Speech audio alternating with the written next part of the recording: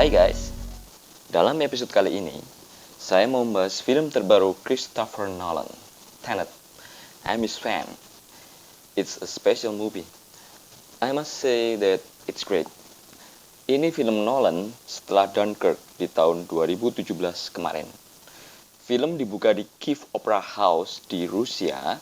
Sang protagonis yang diperankan oleh John David Washington yang tidak pernah disebut namanya di sepanjang film terlibat dalam misi pengambilan artefak yang gagal dan dia beserta timnya tertangkap. Anggota timnya dibunuh semua dan menyisakan dia sendiri dan orang yang menjadi target misi sebagai tawanan. Dia disiksa dan memilih menenggak sianida daripada membocorkan rahasia timnya. Ternyata itu adalah tes kesetiaan dari perekrutan satu organisasi bernama Tenet. Si protagonis kemudian dibrief oleh seorang ilmuwan cewek, Barbara, yang diperankan oleh Clemence Posey tentang peluru-peluru dengan entropi terinversi. Apa itu entropi? Menurut Wikipedia, entropi adalah salah satu besaran termodinamika yang mengukur energi dalam sistem persatuan temperatur yang tak dapat digunakan untuk melakukan usaha. What the hell was that supposed to mean? Don't ask me guys. I too have no idea. Pokoknya maksudnya adalah peluru-peluru ini bergerak mundur dalam arus waktu. Dia yakin bahwa peluru-peluru ini dibuat di masa depan. Dan selain itu, ada benda-benda lain semacam itu yang diduga sisa-sisa perang di masa depan.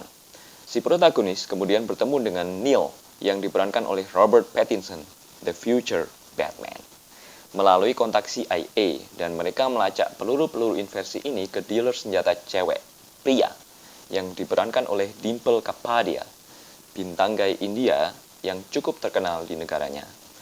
Ternyata Priya adalah salah satu anggota Tenet dan peluru-peluru miliknya dibeli dan diinversi oleh Andrei Sator, bisnismen Rusia. Si protagonis kemudian mulai PDKT dengan Kat, istri Sator yang diasingkan di London. Kat diperankan oleh Elizabeth Debicki, aktor yang lumayan ngetop saat ini. Dan emang dia ini postur tubuhnya tinggi banget guys, 1,91 meter. 2 meter kurang 9 cm. John David Washington, aktor utamanya, masih kalah tinggi sama dia. Kat adalah penilai benda seni yang salah mengautentikasikan salah satu lukisan Goya yang ternyata palsu. Menurut Kat, Sator memeras dia dalam masalah ini untuk mengendalikan dia dalam hubungan mereka. Si protagonis dan Neil kemudian membuat rencana untuk mencuri lukisan aslinya yang dimiliki oleh Sator dari satu bandar udara bebas bea cukai di Oslo untuk menarik perhatian Sator. Mereka menyamar sebagai orang yang akan menitipkan barang di situ. Di sana mereka bertemu dan bergumul dengan dua orang bertopeng anti gas yang diduga baru keluar dari turnstile. Pria lalu menjelaskan bahwa turnstile adalah mesin yang bisa mengentropi benda dan orang. Dan sebetulnya dua orang bertopeng anti gas tadi adalah satu orang yang sama yang mengarungi arah yang terbalik dalam arus waktu. Jadi gerakan si orang bertopeng ini mundur guys. Di pantai Amalfi di Italia, Kat memperkenalkan si protagonis kepada Sator, diperankan oleh Kenneth Branagh, aktor senior Inggris, dan didapati bahwa lukisan yang diburu tadi masih ada. Sator dan si protagonis beraliansi untuk merampok satu koper yang diduga berisi plutonium-241. Di Tallinn, si protagonis dan Neil menyergap satu konvoi dan mencuri koper itu, yang ternyata berisi artefak yang hilang di Kiev pas adegan awal tadi. Mereka kemudian disergap oleh Sator yang sudah terinversi yang kemudian menyandera Kat. Si protagonis menyerahkan koper yang sudah kosong pada Sator dan mundur. Dia menyelamatkan Kat, tapi kemudian tertangkap dan dibawa ke suatu gudang yang ada turnstile-nya. Sator yang sudah terinversi menembak Kat dengan peluru yang terinversi. Sedangkan Sator yang tidak terinversi menuntut diberikannya artefak tadi. Agen-agen Tenet yang dipimpin Ives tiba dan menyelamatkan si protagonis, sedangkan Sator melarikan diri ke dalam turnstile. Si protagonis dan rekan-rekannya membawa Kat yang terluka masuk ke dalam turnstile, menginversi diri mereka sendiri dan membalikkan luka Kat supaya dia selamat. Si protagonis yang sudah terinversi kemudian balik ke masa pas penyergapan sebelumnya dan mencoba mendapatkan artefak itu. Namun, Seitor berhasil mencekatnya dan si protagonis gagal. Pria kemudian menjelaskan bahwa Seitor sedang mengumpulkan artefak-artefak untuk menggabungkan algoritma yang bisa membalikkan entropi bumi dan mengakibatkan bencana. Cat mengungkapkan bahwa Seitor sedang sekarat karena kanker pankreas. Dia yakin bahwa Seitor akan balik ke masa lalu untuk bunuh diri pas mereka bulan madu di Vietnam, sehingga dunia akan mati bersamanya pas momen terakhir dia merasa bahagia. Si protagonis, Neil, Cat, dan pasukan Tenet balik ke masa itu untuk menyelamatkan dunia dari tindakan gila Seitor. Bagaimana dengan misi mereka? Apakah berhasil? Ya tentu saja berhasil dong guys. Kalau enggak, dunia yang kita kenal sekarang ini sudah hancur pastinya. Ya enggak? But how they survived? How they kill the bad guy? You have to see it for yourself. No more spoiler from me guys. Di film ini juga ada plot twist dan nuansa yang beda dari film-film Nolan sebelumnya. Memang jalan ceritanya cukup membingungkan dengan ide inversi, di mana ada yang bergerak maju dan bergerak mundur dalam satu scene. Tapi visual effects-nya so amazing dan plot cerita cukup oke. Walaupun rada-rada bikin puyeng juga sih. Mungkin kita harus nonton 2 kali biar kita benar-benar paham ceritanya. Tak lupa di sini juga ada cameo Michael Caine, pemeran Alfred di trilogi Batman-nya Nolan kemarin. Nolan kayaknya suka dengan aktor Inggris kayak ini, karena Michael Caine hampir selalu muncul dalam film-film terbaru Nolan. Di sini, dia muncul sebagai staf intelijen Inggris. Dibandingkan dengan Dunkirk, film Nolan sebelum ini, saya lebih suka sama Tenet. Sama-sama film perang, 1917 besutan Sam Mendes lebih menarik. Kita akan bahas 1917 di episode lain, oke? It's a very great movie. Mungkin karena Dunkirk adalah film perang bersejarah yang bukan fiksi. Jadi dari segi cerita, sudah tidak bisa diapa-apain lagi. Sedangkan Tenet adalah film fiksi ilmiah, di mana Nolan bisa lebih bebas berekspresi dan bereksplorasi. Nolan mulai mengulik ide cerita Tenet lebih dari 20 tahun yang lalu, dan baru pada tahun 2014 mulai mengerjakan skenarionya. Praproduksi dimulai di 2018 akhir sampai 2019 awal. Pengambilan adegan dimulai di Mei 2019 dan melibatkan 250 orang kru. Syuting dilakukan di 7 negara: Denmark, Italia, Estonia, India, Norwegia, Inggris, dan Amerika.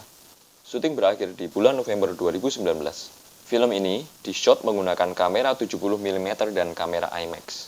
Tapi walaupun saya nonton di gedung bioskop IMAX, saya nggak ngerasain beda sensasi sih. Kayaknya sama aja kayak nonton di layar bioskop yang bukan IMAX. Ini jujur loh, apa saya yang dongok kali ya? Anyway, karena pandemi COVID-19, film ini sempat 3 kali ditunda penayangannya. Tenet akhirnya dirilis di Inggris 26 Agustus 2020 dan di Amerika 3 September 2020. Ini adalah film Hollywood tentpole pertama yang main di gedung-gedung bioskop setelah merebaknya pandemi yang mengakibatkan tutupnya semua gedung bioskop di dunia dan mampu meraih 363 juta dolar di seluruh dunia, menjadikannya film dengan pendapatan tertinggi di tahun 2020. Namun, sebenarnya film ini belum mencapai break-even point karena tingginya biaya promosi dan produksinya. Oh ya, apa maksud tentpole film yang saya sebutkan sebelumnya di atas tadi? Tentpole film adalah film yang diharapkan mampu mensupport performa finansial satu studio film atau jaringan televisi. Atau dengan kata lain, film yang memang diharapkan jadi box office dan untung besar dalam waktu singkat karena investasi yang ditanamkan di film itu juga besar. Film semacam ini biasanya sering berbudget besar dan dipromosiin gila-gilaan. Masih seputar asal kata Tenet. Baru-baru ini, saat saya mendengarkan khotbah dari Romo Johan Ferdinand, atau yang sering dipanggil Romo V, yang sekarang sedang bertugas di Paroki Kalvari Lubang Buaya, dia menyinggung soal doa umat Katolik yang disebut Sator Arepo Tenet Opera Rotas. Doa ini adalah doa perlindungan yang merupakan palindrom.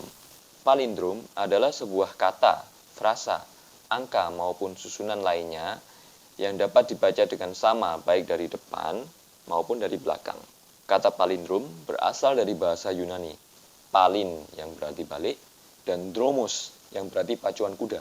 Palindrom Latin Sator Arepo Tenet Opera Rotas sangat unik karena ia akan mengulang kalimatnya lagi Jika kita membentuk kata dari huruf pertama setiap kata, kemudian disambung dengan huruf kedua setiap kata dan seterusnya. Karena itu, ia juga dapat disusun dalam sebuah kotak yang dapat dibaca secara vertikal maupun horizontal. Doa ini mulai dikenal luas pada saat Perang Dunia I, di mana terdapat seorang pemuda ateis yang mengikuti wajib militer yang sedang diliputi oleh rasa takut yang luar biasa ketika ia akan diberangkatkan menuju medan perang. Di tengah gejolak rasa takutnya, ia bertemu dengan seorang pastor yang memberikan nasihat kepadanya agar ia tidak risau dan takut, seraya mengajarkan suatu doa singkat yang mudah untuk diingat dan dihafalkan apabila diucapkan secara berulang-ulang. Pastor tersebut berpesan kepada pemuda itu agar selalu melafalkan doa tersebut setiap saat dalam bahasa aslinya, yaitu bahasa Latin, supaya ia dapat selamat dari segala mara bahaya. Pemuda itu meyakini apa yang dinasihatkan oleh pastor tersebut, serta mendoakannya berulang-ulang, sekalipun tidak mengerti akan arti doa tersebut. Dalam suatu pertempuran yang besar, seluruh anggota pasukan pemuda tersebut gugur dalam pertempuran. Namun hanya pemuda ateis itu sendiri yang selamat dari gempuran pasukan musuhnya. Karena doa ini, pemuda tersebut bertobat dan menyebarkannya sebagai doa perlindungan. Arti doa itu sendiri adalah Sator, artinya Bapa. Arepo, tempat perlindungan. Tenet, memelihara. Opera, mempersembahkan sepenuh hati.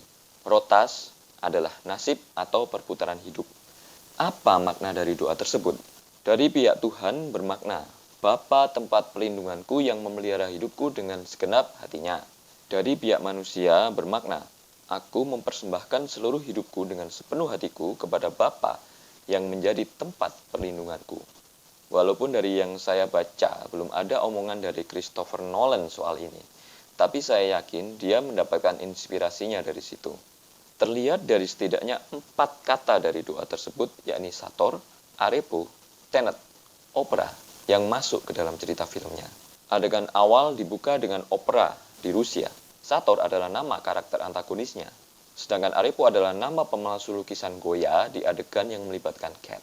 Nama pemalsu lukisan itu adalah Thomas Arepo. Tidak mungkin itu semua adalah kebetulan, bukan? Oke guys, thank you for watching. Semoga program ini bisa sedikit memperluas pengetahuan perfilman kita. Hopefully you enjoy it. Bye.